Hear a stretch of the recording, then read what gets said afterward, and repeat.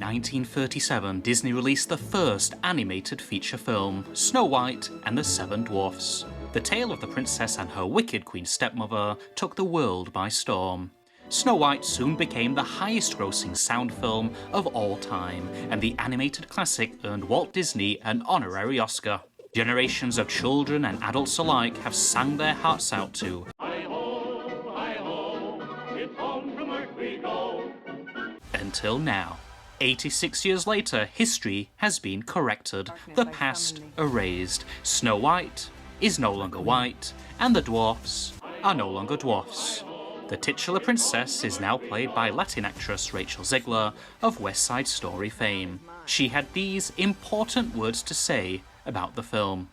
I was a little taken aback when they were very proud to cast a Latina actress as Snow White, but you're still telling the story of Snow White and the Seven Dwarfs. It makes no sense to me. You're progressive in one way, and you're still making that f***ing backward story about seven dwarfs living in a cave together. What the f*** are you doing, man? Have I done nothing to advance the cause from my soapbox? I guess I'm not loud enough. Rachel's voice was loud and clear, as was Peter Dinklage's, the famous short-man actor from Game of Thrones, who had these choice words to say: Snow White and the Seven Dwarfs is a f***ing backward story. Why was the story so out of date? In the progressive times of 2023, little people should not be stereotyped as cartoon dwarves. No short person should ever have to face the humiliation of being called grumpy, dopey, or a garden gnome. Instead, little people's roles should be given to big people, big diverse people, with one little person leading the way. The Restricted Growth Association shared Dinklage's concerns. People with restricted growth are in majority born to average height parents. They never live in gingerbread houses, have little bare beds, nor live in homogeneous groups together. Contrary to popular belief, little people are indeed people with real people's lives, unless they live in China. So they set this up, place where they live and work. Everything they want, it's made for being a dwarf. Last year, Disney put out the perfect statement. To avoid reinforcing stereotypes from the original animated film, we are taking a different approach with these seven characters and have been consulting with members of the dwarfism community. Sadly, those members of the dwarfism community have not been cast in the film about dwarfs, because they're dwarfs.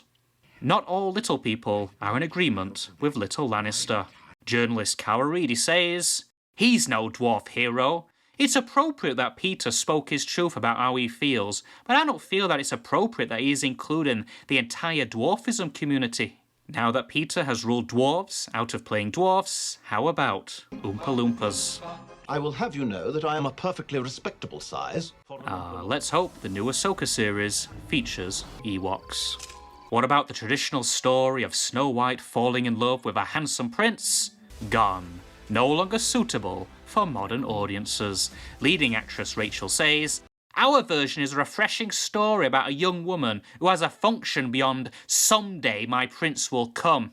In a world of princesses, there is no longer a place for a prince, or a king, or any title attached to a male.